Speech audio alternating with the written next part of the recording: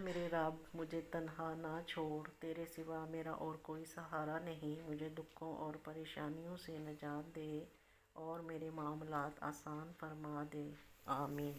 ہر وہ عہدہ، دولت، علم، رشتہ اور مال اولاد جو تم کو اللہ سے دور کر دے، وہ صرف اور صرف فتنہ ہے۔ اے عورتوں، صدقہ دو، اس لیے کہ میں نبی صلی اللہ علیہ وآلہ وسلم نے تمہیں معراج میں زیادہ دوزخی دیکھا ہے۔ وہ اس لیے کہ تم لعن طعن کثرت سے کرتی ہو اور شوہر کی ناشکری کرتی ہو۔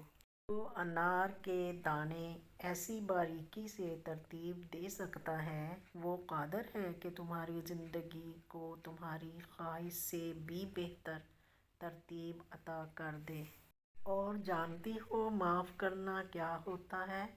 اس کو دکھ نہ دینا جس نے آپ کو دکھ دیا ہو، ان کو ان کے رویے کا احساس تک نہ دلانا، کچھ نہ بتانا، یہ معاف کرنا ہوتا ہے۔ حضرت کو کوئی عورت پسند نہیں ہوتی، جو بھی عورت اسے موقع دیتی ہے وہی پسند لگنے لگتی ہے۔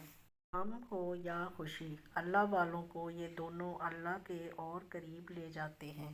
جب اپنوں کے ساتھ بیٹھیں تو پھر فون کے بجائے اپنوں کو وقت اور توجہ دیا کریں، کیونکہ فون تو آپ کے پاس ہی رہ جائے گا لیکن انسان چلا جائے گا تو وہ واپس نہیں آئے گا، پھر اس کو تصویروں میں ہی ڈھونڈتے رہ جاؤ گے۔ جانتے ہو انسان کسے کہتے ہیں؟ جس کے دل میں انسانیت، آنکھ میں احترام، الفاظ میں نرمی، اخلاق میں رحم دلی اور مقاصد میں اعلیٰ ظرفی ہو۔ جب تم مشکلات سے نکل کر آسانیوں میں آ جاؤ تو اس رب کو سجدہ ضرور کرنا جس نے تمہیں گر کر اٹھنا اور کچھ نہ ہونے سے کچھ ہونا سکھایا اور کچھ بنایا بھی۔ زندگی چھوٹی نہیں ہوتی، ہم جینا ہی دیر سے شروع کرتے ہیں۔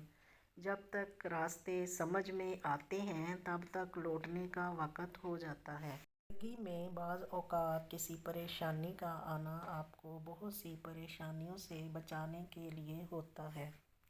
لوگوں کے سامنے مسکراتے رہا کرو اور اللہ کے سامنے رویا کرو، کیونکہ دنیا مسکرانے والے کو پسند کرتی ہے اور اللہ رونے والے کو۔ صبر رکھو، آنے والا کل بہت خوبصورت ہوگا۔ ارشاد باری تعالیٰ، روزوں کی راتوں میں تمہارے لیے اپنی بیوی کے پاس جانا حلال کر دیا گیا ہے، وہ تمہارے لیے لباس ہیں اور تم ان کے لیے لباس ہو۔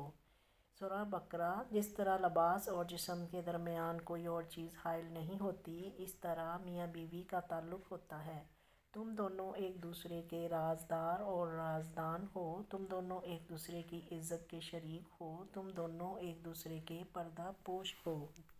جو شخص ان لوگوں کی طرف دیکھتا ہے جن کو اللہ نے اس سے زیادہ نوازا ہے تو وہ حسد کا شکار ہو جاتا ہے، اور جو شخص اپنے سے نیچے والوں کو دیکھتا ہے اللہ کا شکر کرنے والا بن جاتا ہے۔ اصل زندگی یہ نہیں ہوتی کہ آپ کتنے خوش ہیں، اصل زندگی تو یہ ہے کہ آپ کی ذات کی وجہ سے کتنے لوگ خوش ہیں۔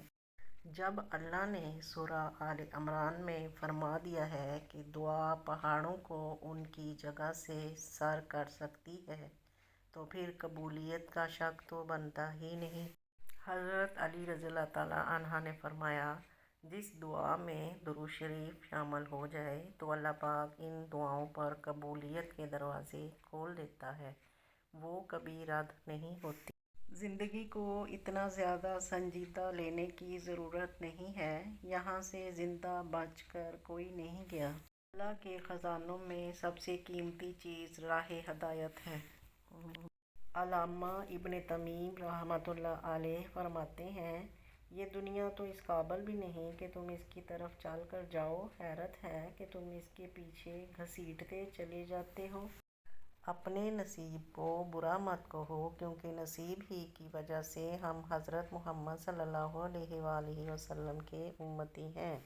آپ جتنے پرانے ہوتے جائیں گے اتنے ہی خاموش ہوتے جائیں گے، گزرتی عمر آپ کو عاجز بنا دے گی اور آپ کو احساس ہوگا کہ آپ نے کتنا قیمتی وقت بیکار خواہشات کے پیچھے بھاگتے ہوئے ضائع کر دیا۔ بندے کا روزہ آسمان و زمین کے درمیان معلق رہتا ہے جب تک صدقہ فطر ادا نہ کرے۔